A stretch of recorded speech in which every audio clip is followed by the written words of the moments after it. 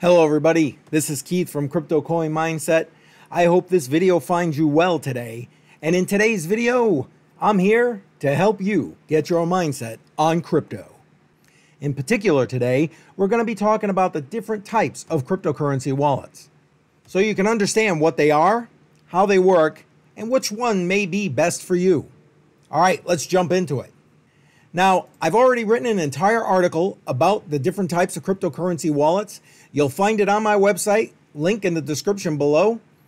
Head on over there and get all the details. Today, I'm going to just kind of go through it a little bit quickly, so this isn't a super long video. So let's get jumping and moving here. So what are the different types of cryptocurrency wallets? There are 5 basic types: desktop, hardware, mobile, online, and paper. Now, those wallets can be broken down into 2 categories: hot wallets and cold wallets. We're going to get into more about what that means and how that affects the wallet you're using shortly, so let's get to that.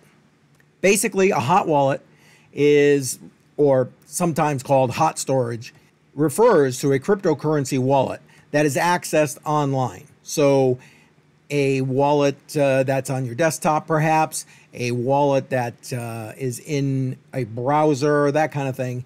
Basically, you need to access it via the internet. That's a hot wallet. All right, then cold wallets. Basically, sometimes you'll hear this referred to as cold storage. These wallets refer to usually a hardware device that is accessed offline or very limited internet access. These are the type of devices for long-term storage. But before we get into that, we also need to understand 2 other terms with regard to cryptocurrency wallets. Those 2 terms are custodial and non-custodial.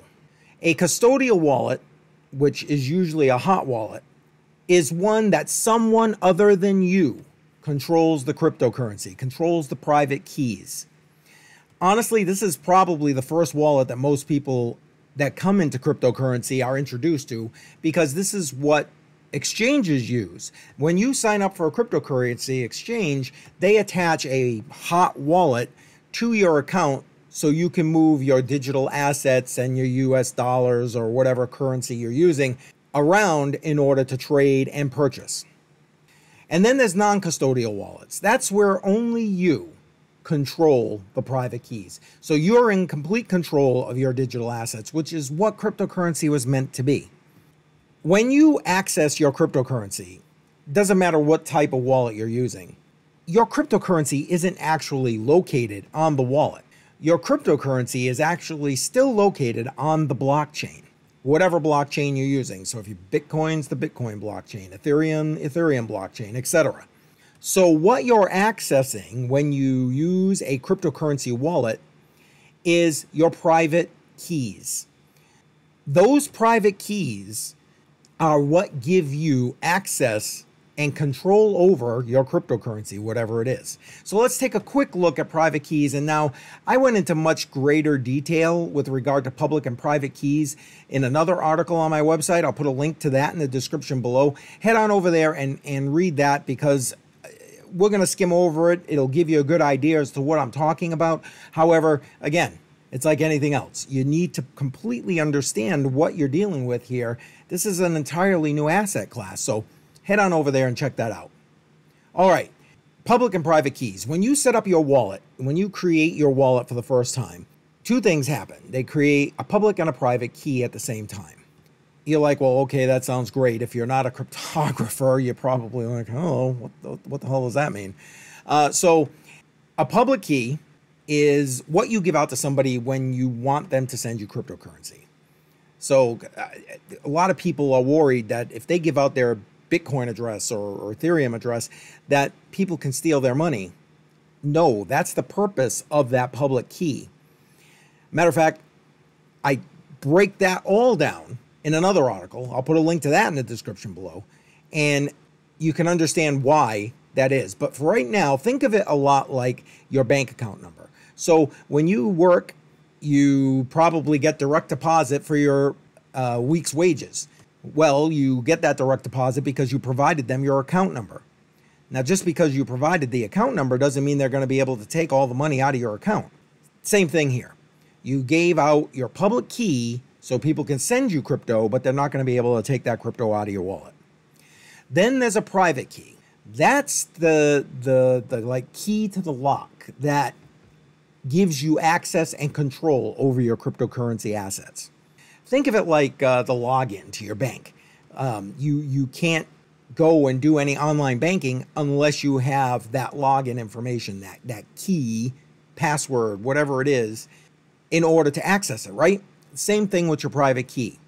You can't access your digital funds on the blockchain without the private key. A private key is generated in the form of something called a seed or recovery phrase. Generally speaking, a seed or recovery phrase is a set of 12 or 24 randomly generated words. And that word generation is done in a cryptographic fashion to help secure your wallet from potential hacking. In order to access your wallet and back up your wallet so you don't lose access to it, you need to write those words down and have them in the correct order in order for that to work and access your wallet. You want to store that in a very secure location. As a matter of fact, I'm going to say in a couple of different locations. That way you have a degree of separation between them in case, a fire, flood, God knows. One other piece of security information that I think is important is you should never give out your private key, your seed phrase, to anyone, because once you do that, they can access your funds and literally steal your funds. Okay, let's take a quick look at the different types of wallets, some of the advantages and disadvantages of each. I tried to put it together nice and easy to read right here in this chart. So basically, desktop wallet, it's considered a hot wallet. It's generally non-custodial in nature. That means you own it. You have access to the private keys, only you. The top advantage of these is it has a very friendly and intuitive user interface for most of them. And a little while, I'm going to show you, for example, what the Exodus wallet looks like. And as you can see here, my recommendation for a desktop wallet is Exodus. Now, the disadvantages, malware, viruses, keyloggers. Again, remember, this is stored on your computer. So the normal attack vectors for your computer are still the normal attack vectors for this desktop wallet. Then we're talking the hardware wallets. Again, something along the line of a Ledger or a Trezor. And those are considered cold storage. They're non-custodial. Their top advantage is they are highly secure. Their top disadvantage is there is a bit of a learning curve if you're new to cryptocurrency. You gotta learn how to use it. My recommendation, even as we'll talk later about some of the new things going on with Ledger, is still Ledger. Then there's the mobile wallets. Like it sounds, these are the ones that are on your phone. These are considered hot wallets. You have both custodial and non-custodial versions of this type of wallet. Their top advantages, they're just super convenient. I mean, we use our phones every single day. We put apps on our phones all the time. We're using them every day. So we already know how to use them. It makes it super convenient. However, the biggest drawback to this is it's only as secure as your phone. And we're going to talk more about that as we kind of go more in depth into these type of wallets. My recommendation for this type of wallet is Trust Wallet. Then there are online wallets. Again, hot wallet. It is both, or it can be both custodial and non-custodial. They are newbie friendly. I mean, if you've never even seen a cryptocurrency wallet at all, it's easy peasy to figure out how to use these things. The biggest drawback is it requires third-party trust in most cases. Now, whether that's trust of the person or company creating the wallet or a trusted third party, as in the case of a exchange wallet, well, there you go. Now, I list MetaMask here as the preferred wallet, which is a web wallet. We're going to talk about that again in a minute. And finally, paper wallets. Cold storage, because there's no connection of your piece of paper to the internet. It's non-custodial in nature, and it is probably the most secure from hackers. Pieces of paper don't get to the internet. However, the biggest disadvantage is you can lose it, it gets stolen, or time just degrades the paper. I obviously have no recommendations for that. Honestly, I don't recommend you use paper wallets. But again, we'll get into that in a minute. Okay, so let's go a little bit deeper and break each of these down. Hot wallets. Hot wallets, again, require online or internet access. They can be either custodial or non-custodial, and generally speaking, that's your online wallets, that's your mobile wallets, and your desktop wallets. Let's break each of those down. So online wallets, much like it sounds, they are wallets that you either navigate to in a browser window, or they are extensions, for example, like MetaMask that I talked about earlier. So you navigate over to MetaMask, I'll put a link in the description below, and you load it right to your browser. So when you want to access it, it will just pop up on your browser and you can access whatever DeFi platform you want to interact with. And now that is the most used extension for accessing DeFi apps and exchanges. There are some drawbacks because of the way MetaMask is built. Some of the API interfaces are controlled by centralized entities, and we've seen blackouts with MetaMask because of that. Again, a video for a different time. However, realize that this is my recommendation because in order to access some of these DeFi apps and exchanges, this is the easiest way to do it. There are other options, but this one is probably the easiest and most efficient. Remember that because this, like MetaMask, for example, is built into a browser extension, there are a lot of attack vectors and your crypto assets could really be at risk. So I'm going to suggest that that's not where you put your crypto assets for any long-term storage. You want to be able to just do what you need to do with them and transfer it off of MetaMask. Now, as an added layer of security, I note here that anytime you're doing anything crypto related, frankly, you should be using a VPN. Is a virtual private network. So think of it like the way you secure your connection between your computer and your bank account. It's a tunnel that only you drive through. My suggestion is Torguard. Link is in the description below and in this article. I've tried a lot of different VPNs, and the one thing I can tell you for certain is you get what you pay for. You can search and easily find free VPN services. Unfortunately, these free services will oftentimes leak your actual IP information and whatever it is you're transacting over your connection. And your speeds online will definitely be affected with these free VPN services.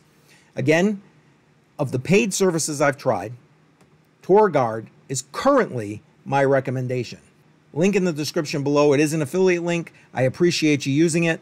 It costs you nothing to use it, and I get a little bit of support for the channel by you using it. So I appreciate that. All right, enough about that. If you're interested in more about VPNs, a link in the description below to an entire article I did just about VPN services, and there's a link inside of this article that we're going through right now that'll also give you direction over to that article. Let's look at the major advantages and disadvantages of these web wallets, these online wallets. Obviously, newbies, easy. You don't need a lot of knowledge or learning curve in order to utilize them. They're great for holding small amounts of crypto. So if you're going to be doing online transactions, it makes sense. They're easy to access, and generally speaking, you can do whatever transaction you need, buy, sell, swap, etc. Now, major disadvantages include some of them require third-party trust. So again, cryptocurrency exchanges, for example. There is obviously many vulnerabilities to hacking because of it being connected to the internet all the time. And it's obviously still susceptible to malware, viruses, keyloggers, because you're using your computer to access them or your phone. All right, speaking of your phone, let's get to mobile wallets. Now, I believe that cell phones are going to be one of the major catalysts for the adoption, mass adoption of cryptocurrency. And I created an entire video on that. I'll link to it in the description below and up in the corner here. So I'm not anti-app and anti-mobile wallets. However, the biggest thing you need to remember is your wallet on your cell phone is only as secure as your cell phone. And remember, every app you add to your cell phone requires you to give it permissions. And some of those permissions, I mean, if you have ever read them, like, why do they need access to all these different things? Again, remember, your mobile wallet only as secure as your phone. As a matter of fact, that's so important to remember. I did another entire article just about cell phone security. There's a link in my article here, and I'll put another link in the description below so you can head on over to my website and check that out. Speaking of my website, quick plug, head on over to CryptoCoinMindSet.com. Check out all the information that's there. And while you're at it, if you're new to this channel, make sure you hit that subscribe button, tick that bell icon, and click the all. That way you get notified every time I put out a great video. All right, let's keep going. So let's take a look at the advantages and disadvantages of a mobile wallet. Obviously, convenience. I mean, that's only common sense. I mean, again, we use apps on our phone every day. And it's easy to send and receive crypto on the go. The disadvantages. As I've been saying, it's only as secure as your phone.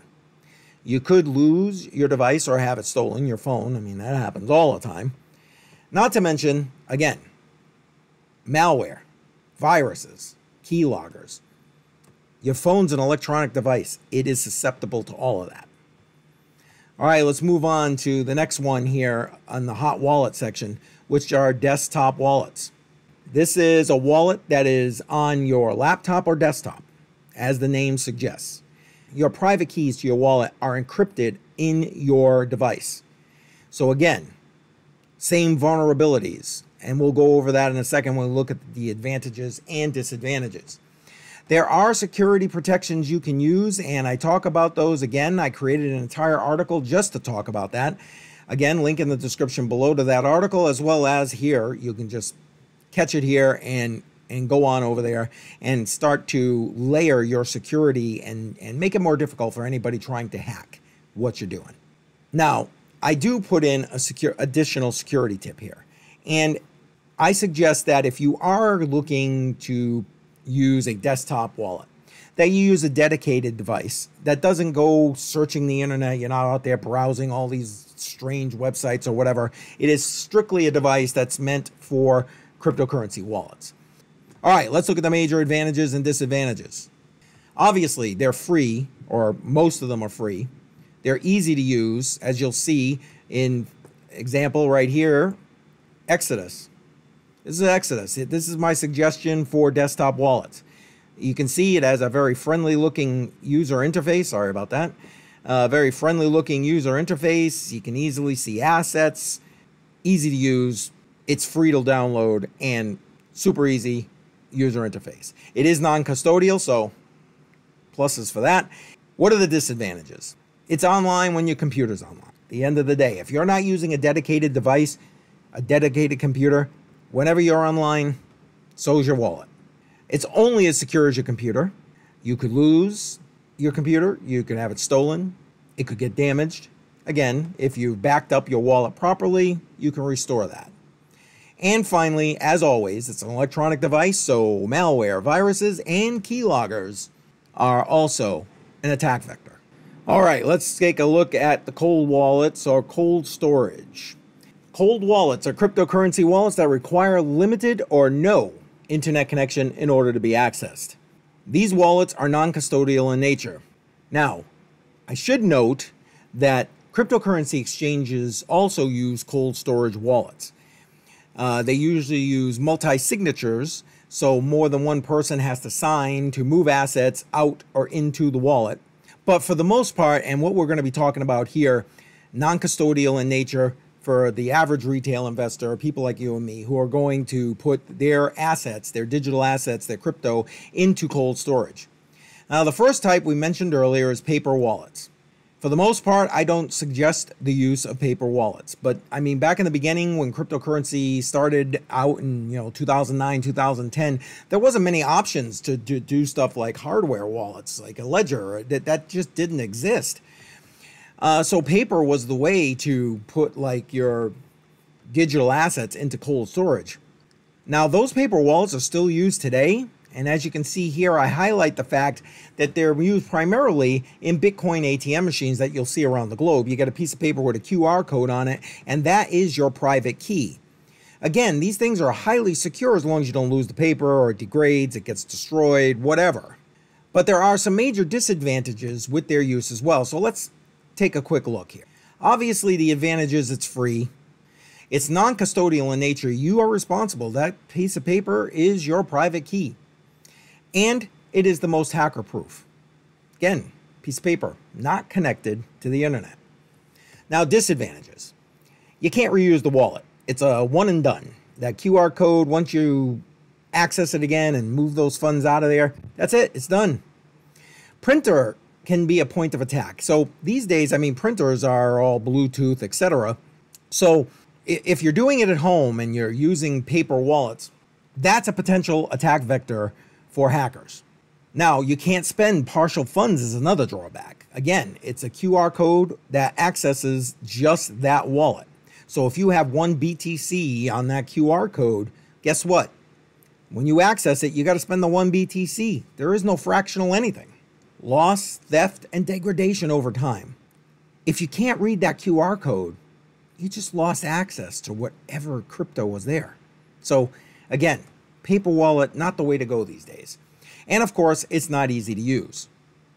Preferably, there's hardware wallets, like I've been showing you a couple of times now with the Ledger Nano S I have here. Basically, they're a USB style device. In most cases, these are still the best option for long-term hodling of your crypto. If you're going to hold crypto for a long term, this is the way to do it. And again, I think these are so important. I've created an entire article just about that.